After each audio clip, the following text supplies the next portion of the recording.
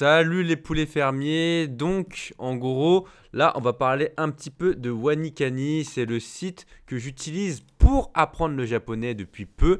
Ça fait environ plus d'un mois que je l'utilise régulièrement tous les jours et je vais vous expliquer pourquoi j'ai choisi ce site et pourquoi il est si bien.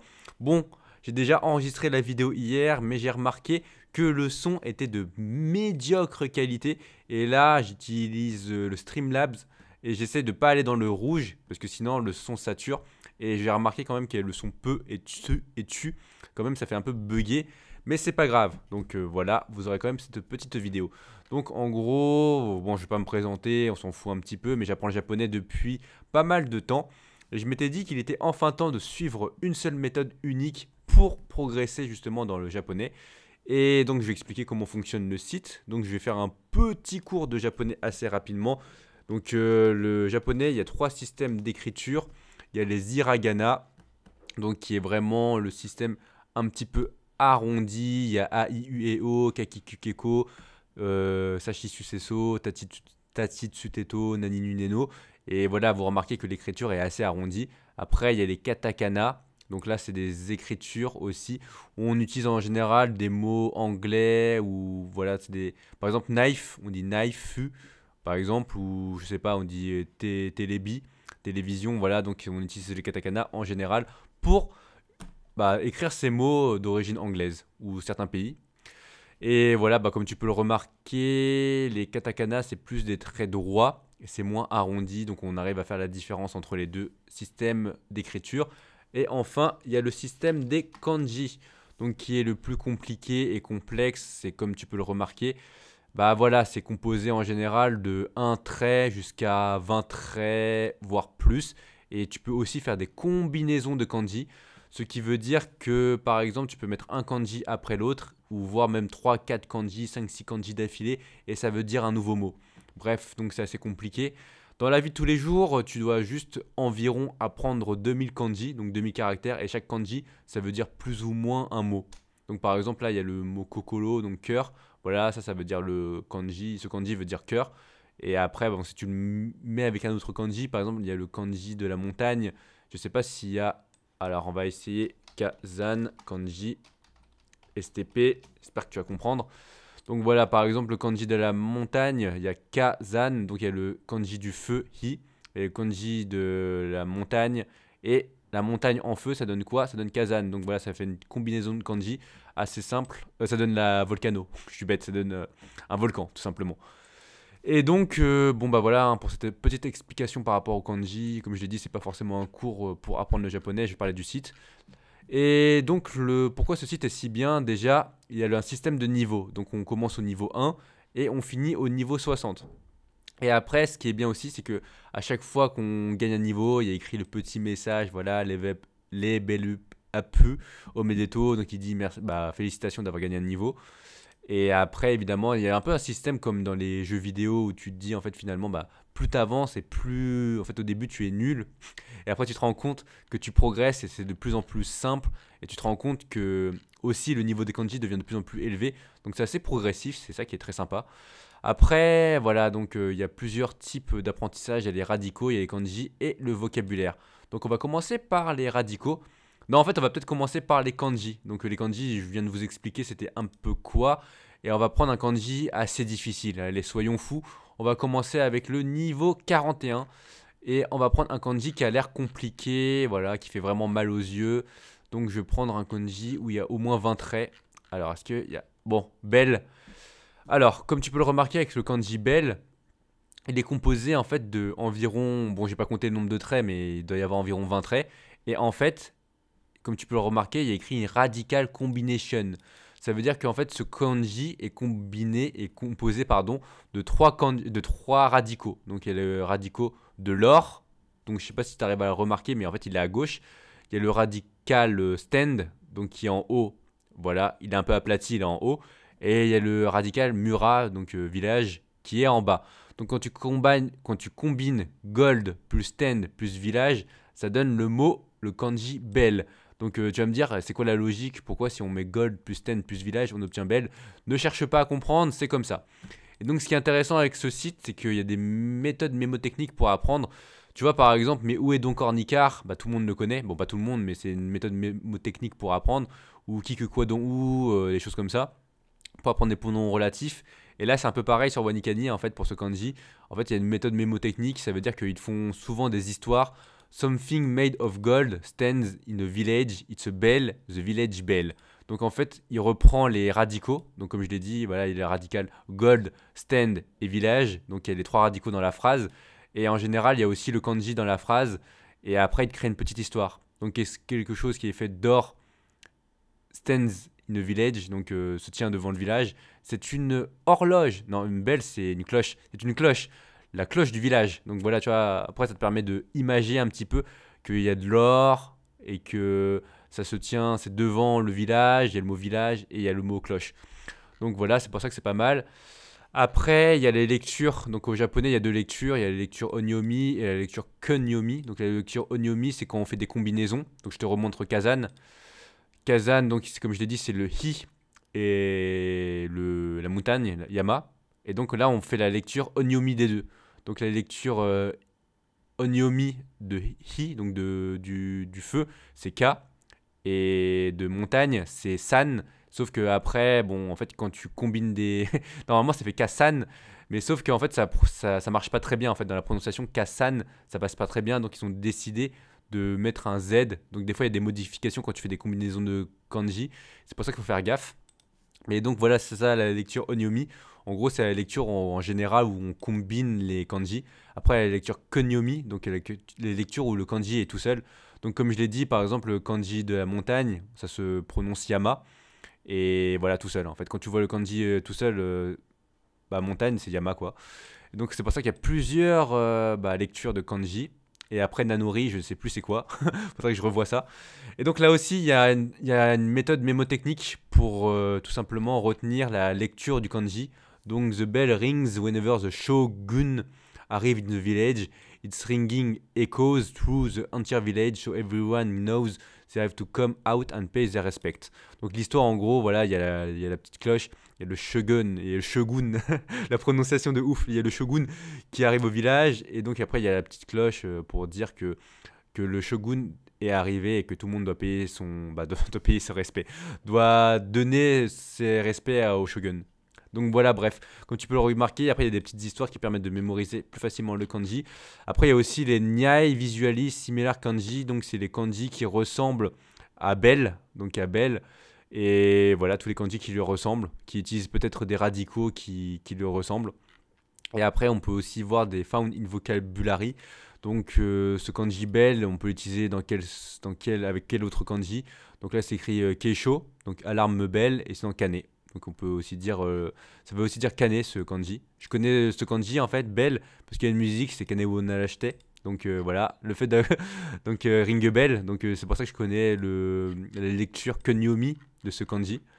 Mais bref, donc voilà un peu pour les kanji. Après pour les radicaux, bon j'ai déjà expliqué comment ça marche les radicaux. Comme je l'ai dit, les kanji sont composés de plusieurs radicaux en général, mais par contre, il y a certains kanji en fait, tout simplement qui sont. En fait, juste un radical veut dire un mot.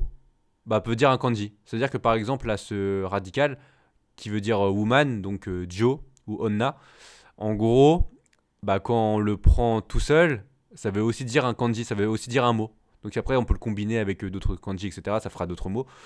Mais des fois, les radicaux peuvent aussi signifier, voilà, comme je l'ai dit, un mot à eux tout seul, quoi. Donc c'est à peu près tout par rapport à ça. Après, il y a quoi d'autre à expliquer?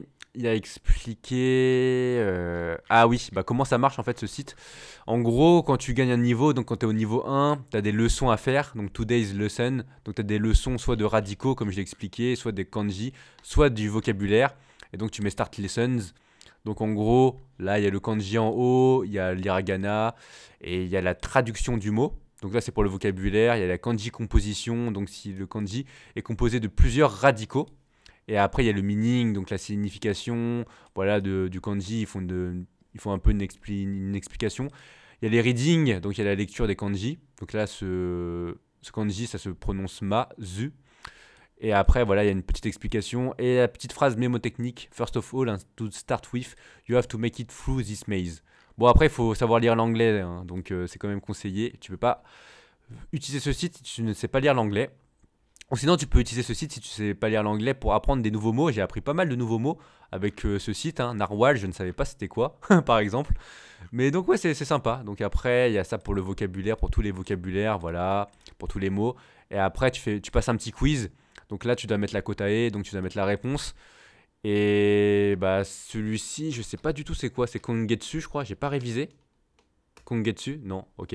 Bon, voilà, tu vois, j'ai pas lu. Donc, je sais pas c'est quoi. Celui-ci, c'est Mazu. Mazu, ça veut dire maze? Non. First of all. Oh, bon, c'est qui? Celui-ci, c'est Previous. Voilà.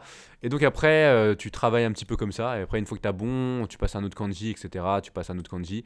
Et une fois que tu as tout bon, bah, globalement, après, tu peux faire des reviews. Donc, des reviews, c'est des révisions, on va dire. Et le système, bah, c'est un système de répétition espacée. Donc en gros, une fois que tu as tes leçons, bah, tu les passes toutes. Et après, 4 heures plus tard, tu as le droit d'avoir des révisions. Donc là, par exemple, comme je l'ai montré avec Mazu et tout, les 5 mots de vocabulaire, bah, après, ils vont passer en révision. Et une fois que tu as fait les révisions et que tu as bon, après, ça sera pas 4 heures, ça sera au bout de 8 heures. Après, quand tu as encore bon une troisième fois, ça sera au bout d'un jour, après ça sera au bout de 2 jours, après ça sera au bout d'une semaine. C'est-à-dire que au fur et à mesure en fait des répétitions, bah, le site prend en compte que tu as acquis le kanji parce que tu l'as revu 2, 3, 4, 5, 6 fois. Et à un moment donné, bah, plus tu revois le kanji et moins tu as besoin de le revoir. C'est-à-dire qu'au début, bah, peut-être que tu as fait pas mal de fautes et donc tu es obligé de revoir le kanji assez régulièrement. Mais après, quand tu commences à avoir bon, il considère en gros que tu n'as plus besoin de le revoir régulièrement et qu'à la fin, bah, quand tu as revu le kanji et que tu as eu 5 fois bon, on va dire au kanji, à un moment donné, il te dit, bah voilà, revois le kanji dans 2 3 jours. Et c'est comme ça en fait que tu XP dans ce jeu, bah, dans ce site internet. Et en gros, pour gagner un niveau, en gros, quand tu gagnes un niveau, bon, on va dire que je suis au niveau 5, bah, tu débloques des nouveaux radicaux et tu débloques une partie des kanji. Tu débloques pas tous les kanji. En fait, si tu veux débloquer la deuxième partie des kanji, il faut avoir fait 5 niveaux de radicaux. Donc, il faut avoir fait le niveau voilà, de révision numéro 1, révision numéro 2, révision numéro 3, révision numéro 4, révision numéro 5. Donc, la première révision, c'est dès que tu débloques le niveau, tu peux le faire. Après, il faut attendre 4 heures, après, il faut attendre 8 heures, après, il faut attendre un jour, et après, il faut attendre 2 jours. Et une fois que tu as fait ces 5 étapes, là, tu as la deuxième partie des kanji. Et après, une fois que tu as fait la première partie et la deuxième partie des kanji avec un taux de réussite assez élevé, on va dire au-dessus de 90%, je crois, bah, tu peux passer au niveau supérieur. Et c'est comme ça que tu level up dans ce jeu, bah, dans ce site internet, c'est pas un jeu. Et donc, après, bon, à droite, il y a Review Forecast. Donc, en gros, tu peux voir quand tu dois réviser tes leçons, en fait, hein. Quand tu dois faire tes révisions. Donc là, par exemple, le Sunday, je dois réviser seulement 7 révisions. Par contre, le Monday, je dois réviser 70 révisions. Et aujourd'hui, je dois réviser 21 et 17 révisions. Après, en général, tu n'es pas obligé de le faire le matin, midi, soir. Soit tu fais le matin, soit tu fais le soir, soit tu fais le matin et le soir, soit tu fais le matin, midi, soir, si tu es un mec des terres. Mais en général, tu peux juste le faire une fois le matin, une fois le soir, ça suffit largement. Et moi, c'est ce que je fais. Et donc, c'est à peu près tout. Je pense que c'était assez clair, hein. Là, c'était pas mal, hein, ce que j'ai dit, hein. Ça fait combien de temps que je parle? Ça fait 13 minutes. Alors, il y a une autre petite information à retenir, c'est que là, en fait, là, en gros, le site est payant. Les 2 premiers niveaux sont gratuits. En fait, c'est pour que tu testes le site, pour voir si le site est fait pour toi. Et après, à partir du niveau 3, il faut payer un monthly. Donc, il faut payer un abonnement soit par mois, soit par année. Et je sais plus ça coûte combien, mais je crois que c'est environ 10 euros ou peut-être un peu plus, hein, peut-être 13 euros du mois. 13, non, 12, 13 euros par mois. Et voilà, bon, moi j'ai décidé de payer parce que j'aime bien le site et pour l'instant ça marche très bien. Pour moi, en tout cas, ça me motive. Ah oui, j'ai oublié de dire un truc aussi, c'est vrai que là il y a écrit N5, N4, N3, N2, N1. En fait, ça c'est le niveau de japonais. C'est-à-dire que ça c'est le niveau. N5 c'est le niveau débutant, N4 c'est débutant plus, N3 c'est intermédiaire, N2 c'est intermédiaire plus, N1 c'est avancé. Donc en gros, c'est N5 si tu veux, c'est du niveau A2. Après N4, c'est le niveau A1 qui commence à venir tranquillement vers le B1, mais c'est plus du, attends, A2, A1. Je confonds A2, non, c'est ouais, du A1. Après N3, c'est plus du B1. Après N2, on se rapproche plus du B2 et N1, c'est C1. Voilà. Et donc, en gros, qu'est-ce que j'ai à dire d'autre par rapport à ce site? Bon, là, comme tu as pu le remarquer, j'ai quand même des add-ons. En gros, j'ai des bonus. Parce que le site normal de Wanikani, il n'y a pas tout ça. En gros il y a un forum, Wanikani, donc il y a Wanikani Community, et tu peux télécharger des add-ons qui te permettent de justement avoir une meilleure expérience. Donc là, par exemple, avec ce truc, cette timeline, là, je peux voir un peu les révisions, quel type de révision je dois faire, vocabulaire, est-ce que je dois voir des mots webmaster, quel type de révision je dois faire. Après, là, ici, par exemple, alors c'est où? Ah, ici. Donc, par exemple, ça sur le site Wanikani normal, il n'y a pas ça. Et là, c'est pour voir Done Daily. Donc, c'était révision quotidienne. Strike, c'est le nombre de jours que tu as fait d'affilée. Le time, c'est le temps que tu as mis pour les révisions. Review, c'est le nombre de reviews que tu as faites, le nombre de sessions que tu as faites. Et le pourcentage de jours que tu as fait d'affilée. Donc, moi, j'aime bien ces petits bonus, on va dire, en add-on. Après, il y a un add-on que j'aime beaucoup aussi. Donc, c'est par exemple, tu vas dans les radicaux. Et en gros, si tu veux faire des révisions supplémentaires, en fait, dans le site de base, ça ressemble à ça. C'est-à-dire que tu as la définition du mot, tu as la traduction pardon, en anglais, donc drop, donc, et tu as aussi le kanji qui est juste au-dessus. Et justement, en fait, si tu prends des add-ons, en fait, il y a l'option qui permet de enlever la traduction du mot. Et donc là, il n'y a que le kanji. Donc ça veut dire que là, tu peux travailler de tête. Alors, ce kanji, ça veut dire quoi? Le deuxième kanji, ça veut dire slide. Là, le troisième, ça veut dire quoi? Ça veut dire lead. Et après, tu peux shuffle, donc tu peux mélanger. Voilà, comme ça, c'est pas toujours le même ordre. Et moi, j'aime bien. Et après, il y a aussi l'inverse. C'est-à-dire que tu peux avoir le mot en anglais et après, il faut se rappeler du kanji. Bon, moi, je ne le fais pas beaucoup. Ça, c'est beaucoup plus difficile, je trouve, de mon point de vue. Et donc, c'est vraiment cool d'avoir ces petits bonus parce que la communauté, voilà, c'est comme ça que tu avances aussi un petit peu sur les sites internet maintenant. C'est-à-dire que, en général, quand tu commences un site internet, il y a pas mal d'imperfections. Et après, avec la communauté, peut-être il y a des codeurs, des choses comme ça qui permettent justement de donner des astuces supplémentaires, d'améliorer le site. Et maintenant, on est arrivé dans une version du site qui est pas mal et qui a pas mal de add-ons vraiment cool. Des add-ons vraiment cool. Donc, je pense que j'ai rien oublié par rapport au site et je vais juste parler du level up. En gros, voilà, je pense que le nom de la vidéo, ça sera mon plus grand défi, comment maîtriser le japonais en 2 ans, maîtriser les kanji en 2 ans. Bon, je sais pas encore le nom de la vidéo. Mais là, globalement, ouais, c'est bien parti pour que j'apprenne bien les kanji. Je suis assez déter. Là, ça fait plus de 30 jours que je fais ça d'affilée tous les jours. J'ai pas manqué un jour. Et si tu es vraiment régulier, en 1 an et demi, vraiment, tu peux mémoriser les 2000 kanji. Il y a des gens sur ce site, par exemple, qui l'ont fait en 368 jours. Vraiment, je crois que c'est le speedrun. C'est vraiment pour, si tu traces, on va dire, ce site internet, tu peux vraiment le faire en 1 an, plus ou moins. Mais bon, ça, c'est pour les gens, on va dire, qui sont vraiment déter. Et déjà, si tu mets 1 an et demi, 2 ans pour atteindre le niveau 60, c'est déjà très bien.